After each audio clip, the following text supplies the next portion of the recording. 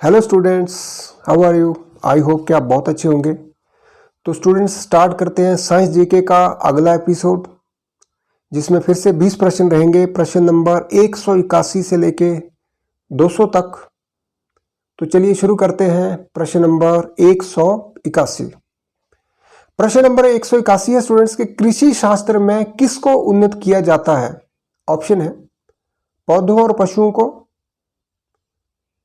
फसल वाले पौधों को, केवल फलों के पौधों को, या फिर कृषि को। यस, तो सही जवाब सोचिए स्टूडेंट्स इसका। तो सही जवाब है पौधों और पशुओं को। आगे बढ़ते हैं प्रश्न नंबर 182 की तरफ। 182। सघन खेती का संबंध किससे है। श्रम के सघन उपयोग से उपज, उर्वरक के सघन उपयोग से उपज, या फिर आयातित निवेशों के बड़े पैमाने पर उपयोग द्वारा उपज बढ़ाना, या फिर मौजूदा भूमि के सघन उपयोग से उपज बढ़ाना। कौन सा ऑप्शन 4 में सही है। सोचिए सही जवाब। यस, सही जवाब है मौजूदा भूमि के सघन उपयोग से उपज बढ़ाना। आगे बढ़ते हैं प्रश्न नंबर 183, 183। प्रश्न नंबर 183 स्टूडेंट्स के, ट्रक फार्मिंग क्या है। व्यापारिक स्तर पर सब्जियों की कृषि, व्यापारिक स्तर पर फलों की कृषि, या फिर व्यापारिक स्तर पर फूलों की कृषि, या भारी संख्या में ट्रक संचालन करना। कौन सा ऑप्शन सही है। यस स्टूडेंट्स, सोचिए इसका सही जवाब। यस, इसका सही जवाब है व्यापारिक स्तर पर सब्जियों की कृषि। ट्रक फार्मिंग क्या है। व्यापारिक स्तर पर सब्जियों की कृषि। आगे बढ़ते हैं, देखते हैं अगला प्रश्न। यस, ये रहा अगला प्रश्न आपकी स्क्रीन पर कि फ्लोरीकल्चर के अंतर्गत किसका अध्ययन किया जाता है। फलों का, सब्जियों का, वनों का, या फिर फूलों का। कौन सा ऑप्शन सही है स्टूडेंट्स।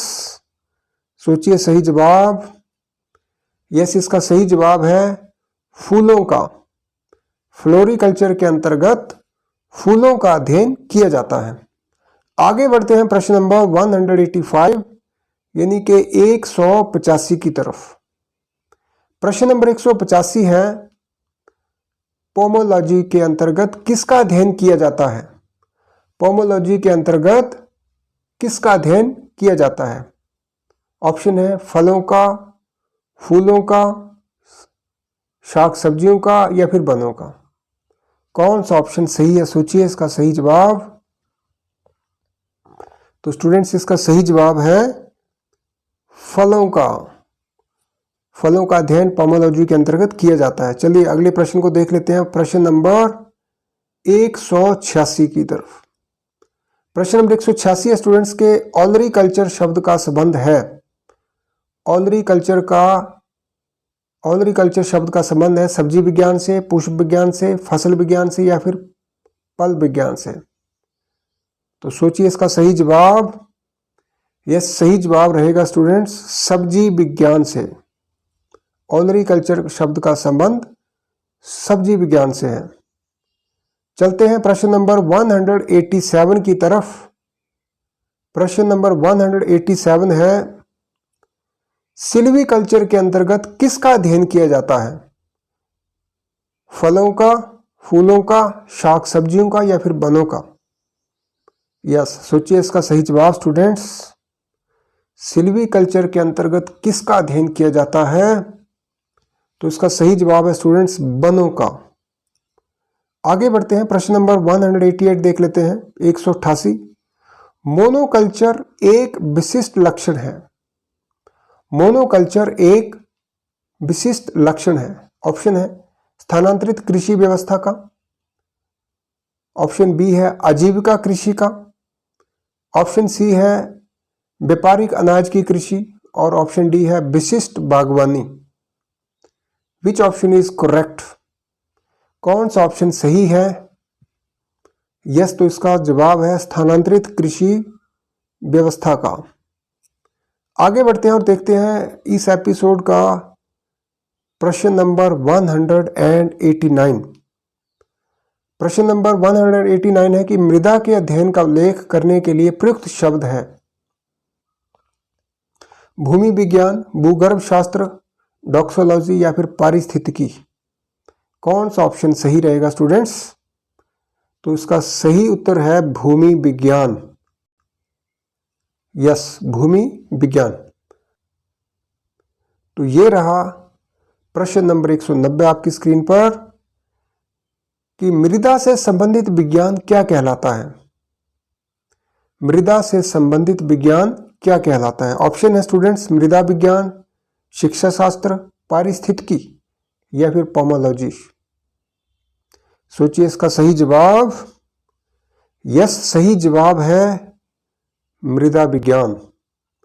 आगे बढ़ते हैं और देखते हैं प्रश्न नंबर 191। यस, प्रश्न नंबर 191 है कि जीवित चीजों पर मृदा के प्रभाव का अध्ययन मृदा विज्ञान की किस शाखा के अंतर्गत किया जाता है? ऑप्शन है एंड्रोलॉजी, ऑप्शन बी है एडाफोलॉजी, सी है एग्रोबायोलॉजी और डी है desmology. Which one is correct option? सोचिए सही जवाब। यस, इसका सही जवाब है स्टूडेंट्स एडाफोलॉजी। आगे बढ़ते हैं और देखते हैं प्रश्न नंबर 192 क्या है।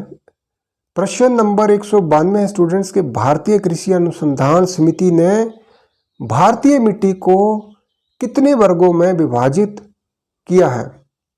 ऑप्शन है 4, 6, 8 या फिर 11। कौन सा ऑप्शन सही है? तो स्टूडेंट्स इसका सही जवाब है 8 भागों में विभाजित किया है। भारतीय कृषि अनुसंधान समिति ने भारतीय मिट्टी को 8 भागों में या 8 वर्गों में विभाजित किया है। आगे बढ़ते हैं और देखते हैं प्रश्न नंबर 193 नूतन जलोढ़ मिट्टी किस नाम से जानी जाती है? खादर, बांगड़, भाबर या फिर रेह। सोचिए इसका सही जवाब स्टूडेंट्स। यस, इसका सही जवाब है खादर से। अगला प्रश्न देख लेते हैं क्या है। यस, अगला प्रश्न है काली मिट्टी का रंग, काली मिट्टी का काला रंग किसकी उपस्थिति के कारण होता है? ऑप्शन है कार्बनिक पदार्थ, गोबर की खाद या फिर टेटनीफेरस मैग्नेटाइट एवं ह्यूमस या फिर ह्यूमस। सोचिए इसका सही जवाब स्टूडेंट्स। यस, इसका सही जवाब है टेटनीफेरस मैग्नेटाइट एवं ह्यूमस की वजह से। काली मिट्टी का काला रंग टेटनीफेरस मैग्नेटाइट एवं ह्यूमस की वजह से होता है। आगे देखते हैं प्रश्न नंबर 195 195 में क्या है। यस, प्रश्न नंबर 195 स्टूडेंट्स के किस मिट्टी में अधिक समय तक आर्द्रता यानी कि नमी बनाए रखने की क्षमता होती है? ऑप्शन है लाल मिट्टी, काली मिट्टी, जलोढ़ मिट्टी या फिर लैटराइट मिट्टी। कौन सी मिट्टी? यस, सोचिए इसका सही जवाब। यस, इसका सही जवाब है स्टूडेंट्स काली मिट्टी। काली मिट्टी में अधिक समय तक नमी या फिर आर्द्रता बनाए रखने की कैपेसिटी या फिर क्षमता होती है। आगे बढ़ते हैं और अगला प्रश्न देखते हैं क्या है। यस, अगला प्रश्न है स्टूडेंट्स 196 कि किस मिट्टी में कृषि के लिए सिंचाई की आवश्यकता नहीं पड़ती है? काली मिट्टी, लाल मिट्टी, जलोढ़ मिट्टी या फिर लैटराइट मिट्टी। यस, सोचिए इसका सही जवाब स्टूडेंट्स। तो इसका सही जवाब है कि काली मिट्टी। काली मिट्टी में कृषि के लिए सिंचाई की आवश्यकता नहीं पड़ती है। आगे बढ़ते हैं और हम देखते हैं प्रश्न नंबर 197 क्या है। यस, ये रहा प्रश्न नंबर 197 आपकी स्क्रीन पर कि किस मिट्टी का स्थानीय नाम रेगुड़ है? लाल मिट्टी, काली मिट्टी, लैटराइट मिट्टी या फिर जलोढ़ मिट्टी? सोचिए इसका सही जवाब। यस, सोचिए। जी हाँ, इसका सही जवाब है स्टूडेंट्स काली मिट्टी। काली मिट्टी का स्थानीय नाम रेगुड़ है। अब चलते हैं प्रश्न नंबर 198 की तरफ। प्रश्न नंबर 198 स्टूडेंट्स आपकी स्क्रीन पर कि मूंगफली की खेती के लिए कौन सी मिट्टी उपयुक्त होती है? ऑप्शन रहेंगे काली मिट्टी, लाल मिट्टी, लेटराइट मिट्टी या फिर जलोढ़ मिट्टी। मूंगफली की खेती के लिए कौन सी मिट्टी उपयुक्त होती है? सोचिए इसका सही जवाब। यस स्टूडेंट्स, इसका सही जवाब है काली मिट्टी। चलिए आगे देखते हैं एपिसोड का प्रश्न नंबर 199। प्रश्न है कि कपास की खेती के लिए इन सभी में से सर्वाधिक उपयुक्त मिट्टी कौन सी है? ऑप्शन है लेटराइट मिट्टी, लाल मिट्टी, काली मिट्टी या फिर जलोढ़ मिट्टी। कौन सा ऑप्शन सही है? सोचिए इसका सही जवाब। यस स्टूडेंट्स, इसका सही जवाब है काली मिट्टी। अब मैंने पिछले प्रश्न में भी देखा कि काली मिट्टी जो है वो मूंगफली के लिए जो है मूंगफली की फसल के लिए भी बहुत ज़्यादा उपयुक्त रहती है। कपास के लिए भी काली मिट्टी जो है वो बहुत ज़्यादा उपयुक्त होती है। आगे बढ़ते हैं और इस एपिसोड का देख लेते हैं अंतिम प्रश्न, प्रश्न नंबर 200 कि निम्नलिखित में से कौन विद्युत का सुचालक है? अक्रिय गैसें, वायु, प्लाज्मा या फिर जल वाष्प?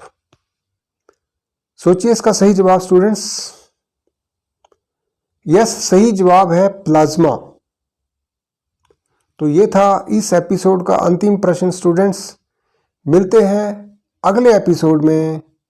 Till then, bye bye.